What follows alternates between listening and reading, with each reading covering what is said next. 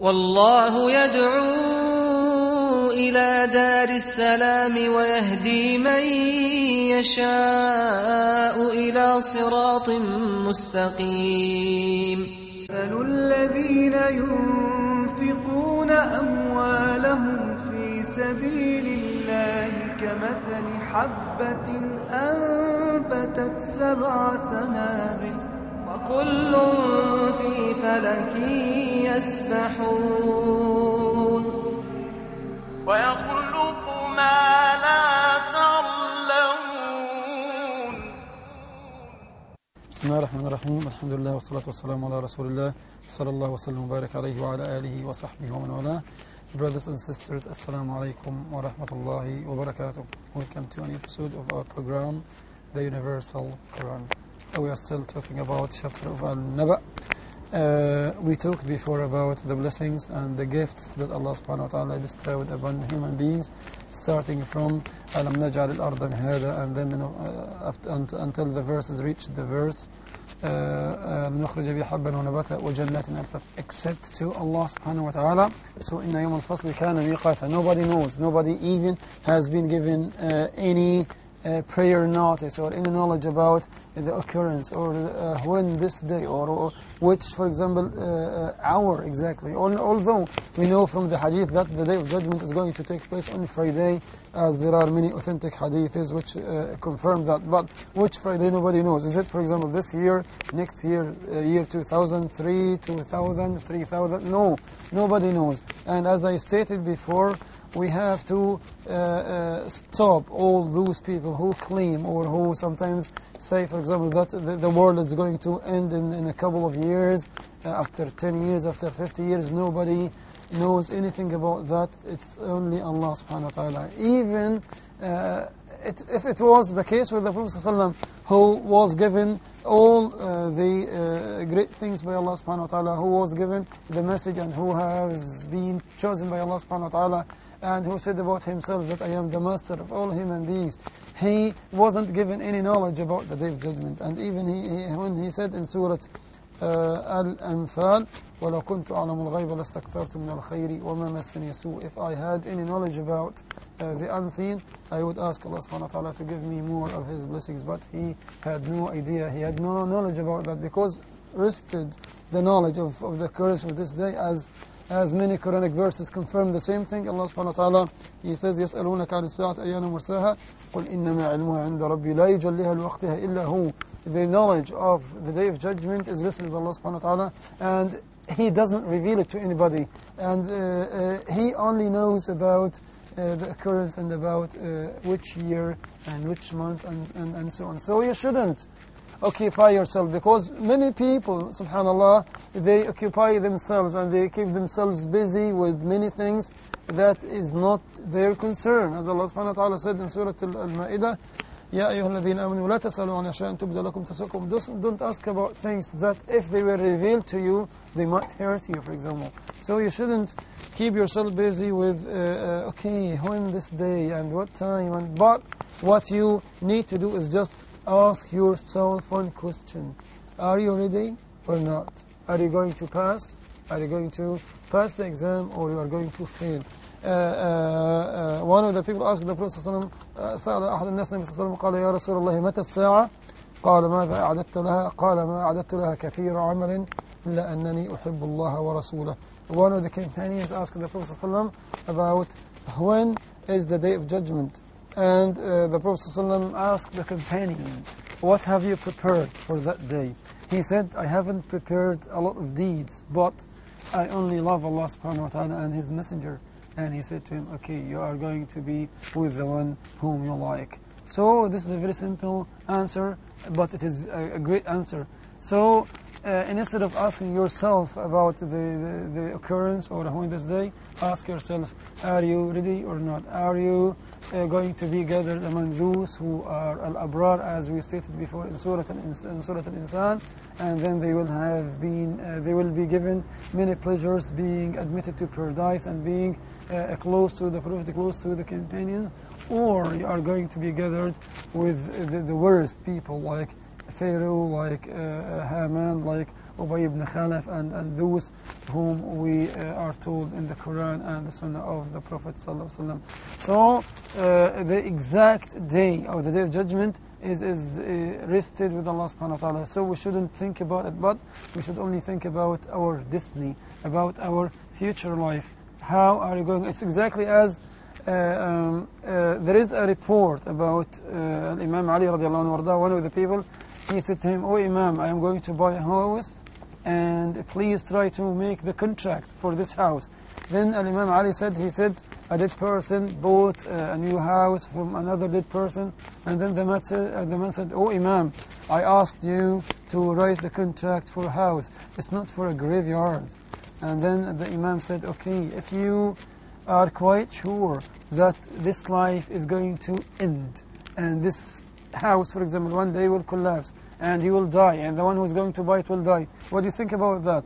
Then the man thought about this situation, and he said to him, "Okay, Imam, the whole house has been completely dedicated to Allah subhanahu wa ta'ala. You can use it as a mosque, you can give it to a poor, you can do all these things. So you need to make something good to come closer to Allah subhanahu wa ta'ala. It might be something little, and it might Allah subhanahu wa ta'ala might accept it, and by which Allah subhanahu wa ta'ala might admit you to paradise." As the Prophet ﷺ, he said, "اتق النار وبشق تمرة," make a kind of distance, a kind of barrier between you and hellfire. As Allah subhanahu wa ta'ala said in chapter Al-Tahrim, "Ya ayyuha alladhina amanu qu anfusakum wa ahlikum nara waquduha an-nas wal hijara." O people, protect yourself against hellfire, because hell itself is something that you can't imagine. As we stated before about paradise, and it's something nice, it's something pleasant, and it's something that we have never seen before. The same thing also applies to hell, and the verses are going to describe how does it look like. But it is something that nobody can bear, and nobody, it's not like sometimes we are disturbed and we feel scared when we see the flames in some forests and in some countries, like for example nowadays in Athens and so on, and many people have been evacuated because of something which is very, very little. The fire that we find here, or we know here, we see here, is only one part of 99 parts of the fire in the hereafter. So, you know, it is something which is very, very painful, and something that as these bodies, I mean our bodies now, can never bear the punishment of hellfire. So as long as you, the same thing as the Salaf or other companions, they said that the slave or the worshipper or al-abd, he must be in a position in the middle. You should always hope for Allah subhanahu wa ta'ala forgiveness, and at the same time you have to be frightened, you have to be scared about Allah subhanahu wa ta'ala punishment, as he said in Surah Ghafir, غافر الذنب وقابل التوب شديد العقاب. So the knowledge of this day is entirely attributed or entirely confined to Allah subhanahu wa ta'ala. So if somebody, for example, comes to us and says, "Okay, I know the occurrence of this day, I know," so we have to say to him, "You are a big liar," because the Quran has stated that the knowledge of this day is for nobody but for Allah subhanahu wa ta'ala alone. And we have loads of traditions, so we have to be quite firm in our faith about this idea and about the information that have been given to us in the Quran and the Sunnah, and we need to stick to them, and we shouldn't give anybody the ability to shake in our faith, because sometimes when you read such books, or when you read anything which might contradict your aqidah, which might contradict your faith, then your faith is going to be in trouble. But immediately, if you have these feelings, you have to do nothing except go back to the Quran and go back to the traditions of the Prophet ﷺ, just to strengthen your faith, and just to get more knowledge, and just to get more information about any issue that you might face and the issue that might you encounter. إن يوم الفصل كان ميقاتا. So the date exactly for that day, nobody knows, and nobody, even prophets or angels or none of them, of course, who is given even a hint about what day exactly, because Allah subhanahu wa ta'ala confined the knowledge of this day to Himself alone. But as I said, He told us to be ready to prepare ourselves for that day, to carry as much good deeds as much as you can, because this is the provision that you will take with you for this very long journey.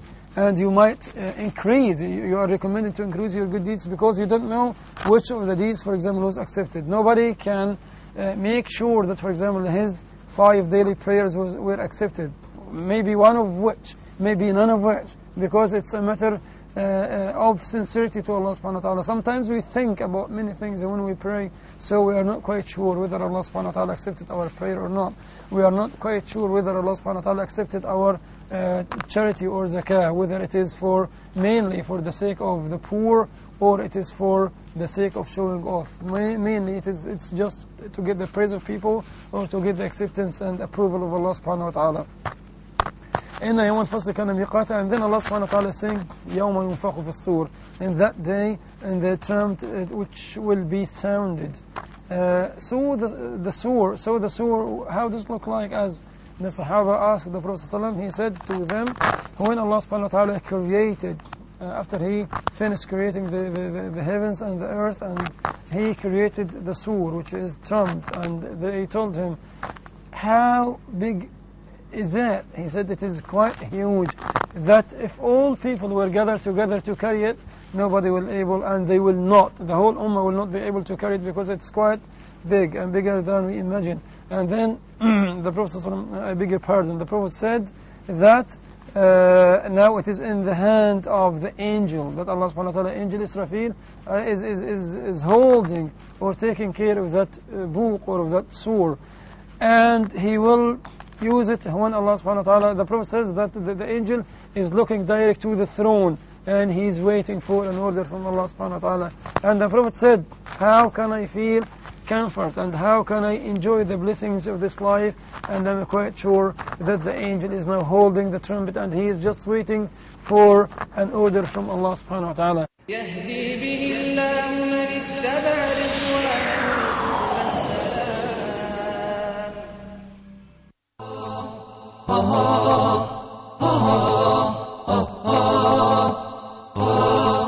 The Muslims in particular will have very good knowledge of Islamic religion and Islamic law, and then will run their lives according to the injunctions of Allah.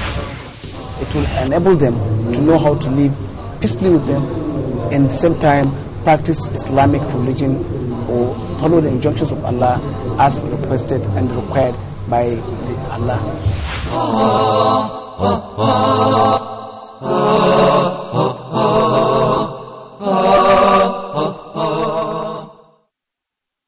يهدي به الله من اتبع رضوانه سبل السلام. In chapter Zumar, Allah subhanahu wa ta'ala says, وَيَوْمَ يُنفَخُ فِي الصُّورِ فَصَعِقَ مَنْ فِي السَّمَاوَاتِ وَمَنْ فِي الْأَرْضِ. So there are 3 times. The first one, people when they are a kind of like falling down, and then they will a kind of scare, and after that it is the time in which all people will be raised up and will be resurrected by Allah subhanahu wa ta'ala to go for settling the account, or to go for reckoning and to go before Allah subhanahu wa ta'ala. So the verse here shows Allah subhanahu wa ta'ala ability to create anything and to do whatever He wills and whatever He wishes. Somebody might ask, for example, how can you say something about this surah and about its size, and that, for example, if the whole ummah are going to carry, they will never be able to do that? Yes, we are quite sure about it, because first, the hadith is authentic, which is narrated by Sayyidina Abu Hurairah radiallahu anhu. So we are quite sure about everything that the Prophet ﷺ says is the truth. And the word surah has been mentioned in the Quran in many verses, in Surah, for example, in Surah Zumar, as we said, in Surah Al-Naml, and then in Surah Al-An'am as well. So all these ayats and all these hadith confirm the reality and the existence of this surah, and confirm that there is an angel which is taking care of it, and he is waiting for an order from Allah subhanahu wa ta'ala.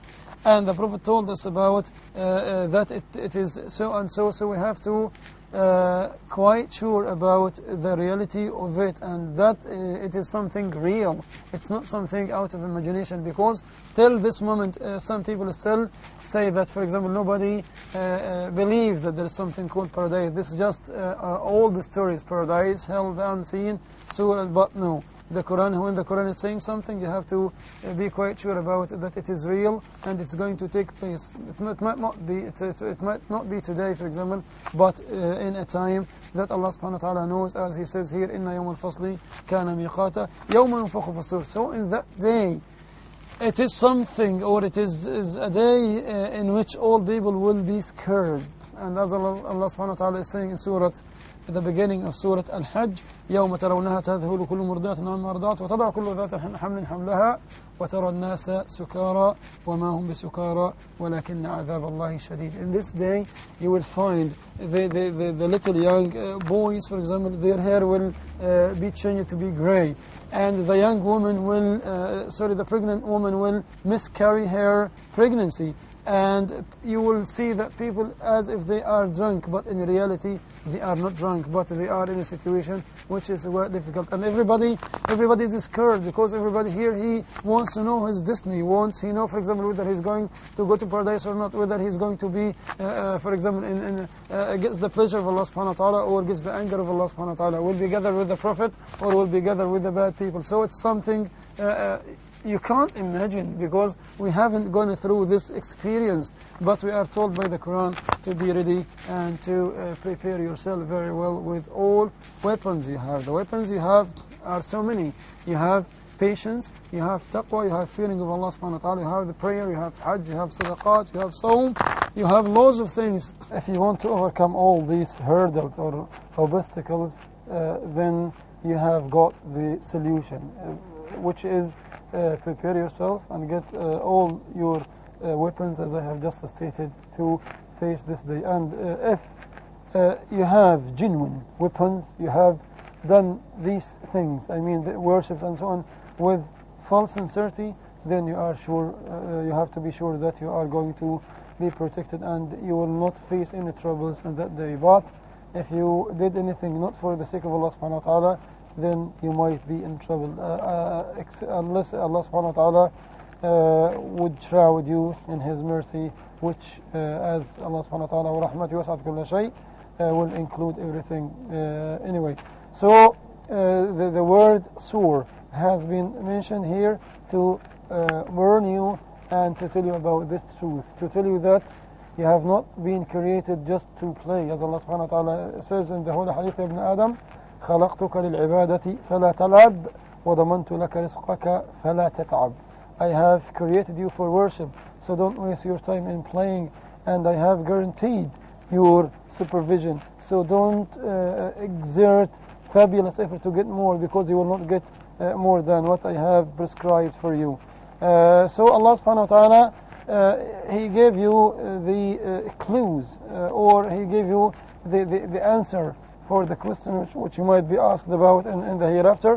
So you get the answer here. If you prepare yourself for such exam, study hard, then definitely you are going to pass the exam. But if you were a little bit lazy, you didn't study, you studied but not in a good way, then the result of the exam will be in your hands here. But if you study well, and then you are going to pass the exam. And it's not like the normal exam we have here.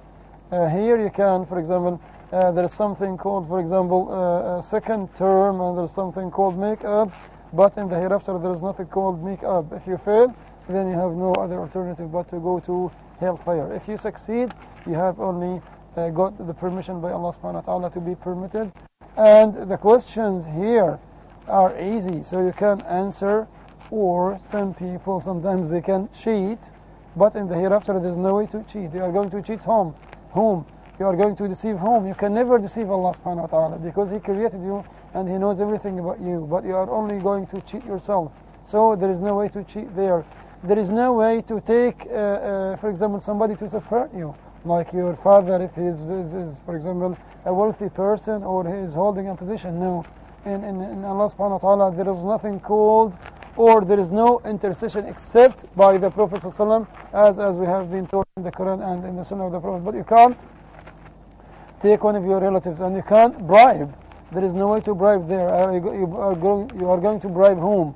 Nobody can use these illicit ways, and nobody can use these, for example, bad ways. There is no way to escape except going to Allah subhanahu wa ta'ala as Allah subhanahu wa ta'ala is saying in Surah At-Tawbah, وَظَنُّوا أَنْ لَا مَلْجَأَ مِنَ اللَّهِ إِلَّا إِلَيْهِ ثُمَّ تَابَ عَلَيْهِمْ لِيَتُوبُوا. And he said also in Surah Al-Dhariyat, فَفِرُّوا إِلَى اللَّهِ. So the only solution to you on that day is to go back to Allah subhanahu wa ta'ala, is to be ready. And the verse is saying, يَوْمَ يُنفَخُ فِي الصُّورِ فَتَأْتُونَ أَفْوَاجًا. So you are going to come in groups, as Allah subhanahu wa ta'ala said in Surah Az-Zumur, وَسِيقَ الَّذِينَ كَفَرُوا إِلَى جَهَنَّمَ زُمُرًا. And the other verse he says also, وَسِيقَ الَّذِينَ اتَّقَوْا رَبَّهُمْ إِلَى الْجَنَّةِ زُمُرًا. So the good people will be gathered together, and the bad people will be gathered together. Again, I remind myself and remind you of the authentic hadith in which the Prophet ﷺ said, الْمَرْءُ عَلَى دِينِ خَلِيلِهِ فَلْيَنْظُرْ أَحَدُكُمْ إِلَى مَنْ يُخَالِلُ. The person is known by the religion of his colleague. So try to choose the best colleague, try to choose the best fellow. And the Prophet gave another example. He said that the good person is like the one who sells perfume. So you can buy from him, or you can get a nice, pleasant smell. And the bad companion is exactly like somebody who works in hard jobs, like for example, like a blacksmith. So either he might hurt you, or he might, for example, burn your clothes. So you have to choose the good one, by whom or who is going to guide you and who is going to lead you to paradise, as Allah subhanahu wa ta'ala said in Surah Al-Zukhruf, الأخلاء يومئذ بعضهم لبعض عدو المتقين. All people will be enemies on that day, because everybody wants to save himself and save his life and try to find a kind of breakthrough or any way out, except al-muttaqeen, as the verse confirms here. So the muttaqeen will be with each other, the companions will be with each other, the pious predecessors, the salaf, the tabi'un, the righteous people, as Allah subhanahu wa ta'ala is saying, وَالَّذِينَ آمَنُوا. So it means that more than one person will be gathered on that day and will be under the protection and the pleasure of Allah subhanahu wa ta'ala. So the verses here, when Allah subhanahu wa ta'ala gave you all these warnings, on the day of judgment you will have no excuse, as Allah subhanahu wa ta'ala says in Surah Al-An'am, أَلَّا يَكُونَ لِلنَّاسِ عَلَى اللَّهِ حُجَّةٌ بَعْدَ الرُّسُلِ. On the day of judgment you will have no excuse. You can't say, oh Allah, you didn't send me messengers. Allah subhanahu wa ta'ala will say to you, no, you have been given a messenger, you have been given many warnings, and I sent you Prophet Muhammad sallallahu alaihi wasallam, I sent you Prophet Isa, I sent you Prophet Moses or Musa, but you didn't listen to them, and you said, for example, like other people, or you mocked them and you laughed at them and you didn't respond to their call. So these warnings, Allah subhanahu wa ta'ala is giving you these warnings to tell you that over there you will have no plea, you will have no way to argue, you will have no way to debate, because you were given enough warnings to be ready for that day and to prepare yourself for it, and you will be gathered with the people whom you like. So as the Prophet ﷺ, he said, من أحب على شيء مات عليه ومن مات على شيء. Sorry, this is the saying of Imam Ibn Kathir. He said that the one who likes something, he will die on it. And if you die, for example, in the state of being mu'min, or in the state of being, for example, praying, on the day of judgment you will come in the same position. And if you die while you are drunk, in the day of judgment you will come in the same position. And if you die while you are receiving bribe, or while you are taking people's rights, on the day of judgment you will come in the same position. So try to draw a very good end for you. Try always to be with those people who are winners, who are successful, who are always, for example, going to the mosques and doing their best to memorize the Quran and to apply the Islamic instructions and the Sunnah of the Prophet to themselves and to their families and so on. By these things, of course, you can make sure that inshallah, by Allah's will, you will be saved against all these things. And at the end, I ask Allah subhanahu wa ta'ala to forgive our sins, and until we meet again, Assalamu alaikum wa rahmatullahi wa barakatuh. وترى الجبال تحسبها جامدة وهي تمر مر السحاب صنع الله الذي أتقن كل شيء إنه خبير بما تفعلون. مثل الذين ينفقون أموالهم أموالهم في سبيل الله كمثل حبة أنبتت 7 سنابل وكل في فلك يسبحون.